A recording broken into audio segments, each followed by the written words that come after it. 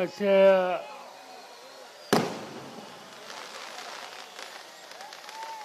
या अतिशय महत्त्वाच्या कार्यक्रमाचे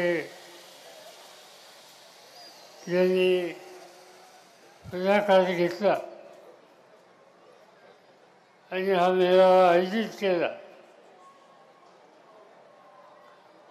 ते पनवेलचे राष्ट्रवादीचे अध्यक्ष सतीश पाटील,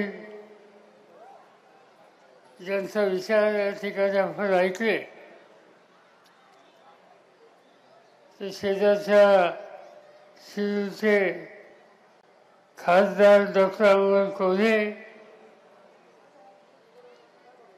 राष्ट्रवादीच्या महिला संघटनेच्या राज्याच्या प्रमुख ॲडव्होकेट रोहिणीताई खडसे, युवकांचे नेते मोहम्मद शेख या ठिकाणी हे आयोजित करण्याच्यासाठी कष्ट घेणारे सहकारी प्रशांत पाटील, भावनाताई घाणेकर, व्यासपीठाचे बाकीचे सगळे मान्यवर,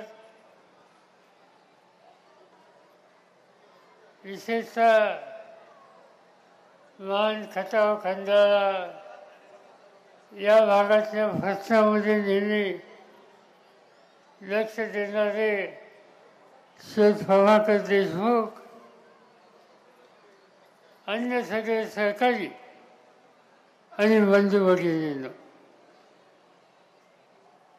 आता हा अनेक दृष्टीनं महत्त्वाचा कार्यक्रम आहे. काही नवीन प्रश्न निर्माण झालेत, त्यासाठी स्वतंत्र राज्य सरकारला विश्वासात घेऊन बैठक करावी लागेल आणि स्थानिक लोकांच्या जमिनी वाचतील कशा, भूमिपुत्रांना उद्ध्वस्त करणारे काही प्रकल्प यामधून मार्ग कसा करता येईल याचा विचार करावा लागेल. या सगळ्या भागामध्ये राज्याच्या भल्याच्यासाठी उन्हातान्हाचा विचार न करता घाम गाळणारा जो माथाडी कामगार आहे त्यांना घरं दिली, पण त्या घराची आजची अवस्था ही बघितल्याच्या नंतर इथं अधिक काहीतरी काम करण्याची गरज आहे याची खात्री ही आपल्या सगळ्यांना फासलेली आहे. आणि अशा अनेक गोष्टी आहेत, त्या गोष्टीचा विचार आजच्या या कार्यक्रमाच्या मध्ये अनेक विषयांनी आपल्या भाषणात केला. मला आठवतंय त्या काळामध्ये मी राज्यामध्ये राज्यमंत्रीपदाचं काम करत होतो. वसंतराव नाईक मुख्यमंत्री होते आणि सिडकोचा प्रकल्प हा करण्याच्या मुद्द्याचा निर्णय झाला.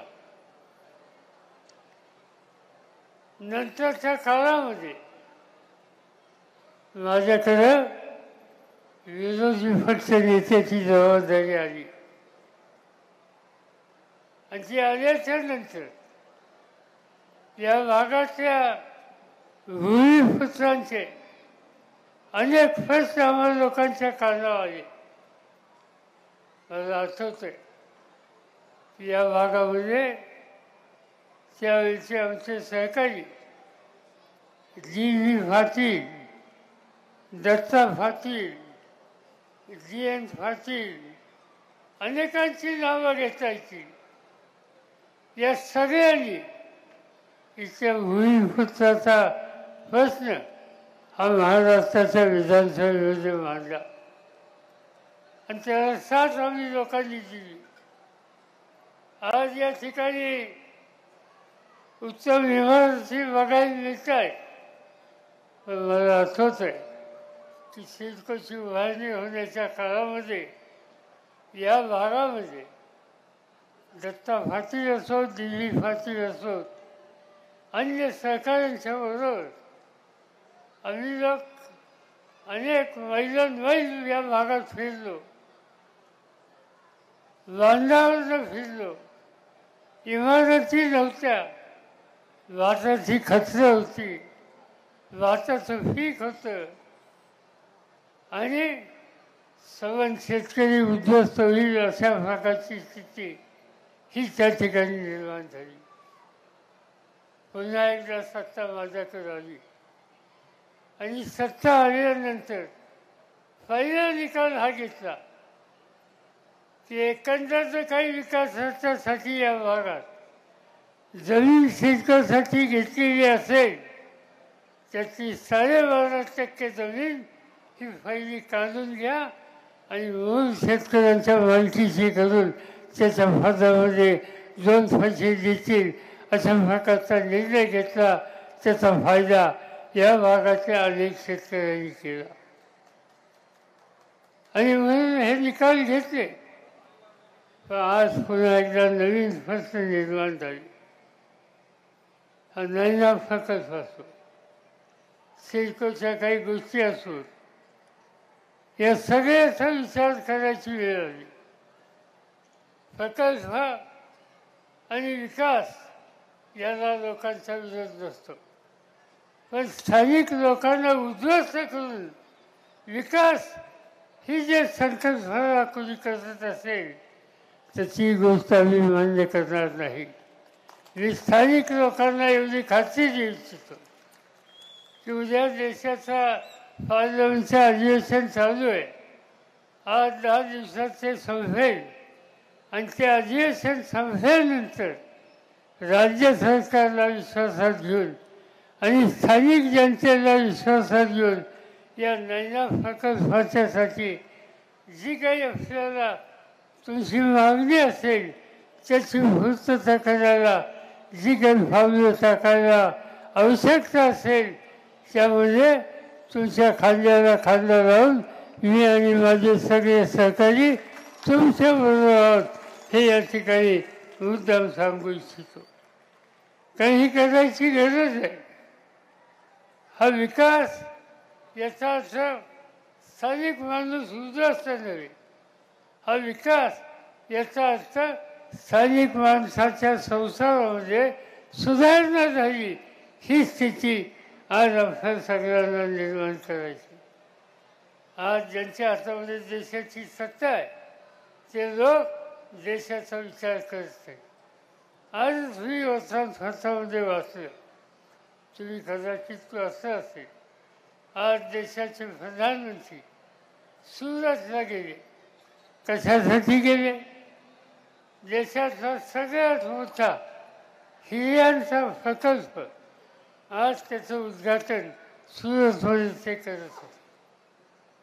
तर माहीत असेल नसेल, ही जी मुंबई आहे आणि मुंबईमधला विकेसी म्हणून जो भाग आहे बांद्रा कुर्ला कॉम्प्लेक्समध्ये, त्या विकेसीमध्ये मी स्वतः राज्याचा मुख्यमंत्री असताना हिऱ्यांना फायदे फाडण्याचं काम आणि हिरे व्यवहार इथं करून हजारो लोकांना काम देण्याचा निर्णय आम्ही घेतला.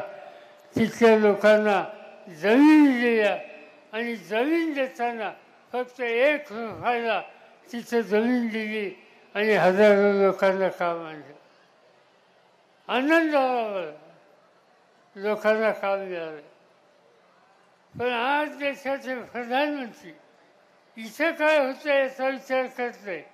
इथं जे झालं ते सुरतला कसं घेता येईल याचा विचार करतायत आणि इच्छापेक्षा मोठा प्रकल्प तिथे होईल अशी काळजी त्या ठिकाणी घेतात. देशाचा विचार करण्याची दृष्टी ज्या व्यक्तीमध्ये नाही त्याच्या हातामध्ये आज देशाची सत्ता आहे ही भूमिका आपण लक्षात ठेवली पाहिजे आणि आपल्या एकजुटीनं आपल्या भल्याचा विचार या ठिकाणी करावा लागेल हे मुद्दा मी आपल्या सगळ्यांना सांगू इच्छितो. आणखी अनेक गोष्टी आहेत. वेळ झालेला आहे. यानंतरचा काही कार्यक्रम आहेत, म्हणून मी काय आपला अधिक वेळ घेऊ इच्छित नाही. मला आनंद आहे की या भागामध्ये सातारा असो, महाड असो, खटाव असो, या भागातले लोकसुद्धा आहेत. महाराष्ट्राच्या उभारणीसाठी अतिशय कष्ट करण्याचं काम एका महान नेत्याने केलं. त्या महान नेत्याचं नाव यशवंतराव चव्हाण आहे. आणि त्या यशवंतराव चव्हाणांचा आदर्श घेऊन इथं कष्ट करणारा हा वर्ग या ठिकाणी आहे. माझी खात्री आहे की आमचा हा सगळा घटक घाम गाळेल, इथल्या संस्कृतीत भर पडेल, इथल्या लोकांच्या जीवाभावाची समरस होईल आणि हा संबंध भाग प्रगतीच्या दृष्टीनं, विकासाच्या दृष्टीनं पुढे नेण्यासाठी जे काही योगदान द्यावं लागेल ते योगदान देईल या भागाची खात्री या ठिकाणी बाळगतो. माझे 2 शब्द संपवतो. जय हिंद, जय महाराष्ट्र.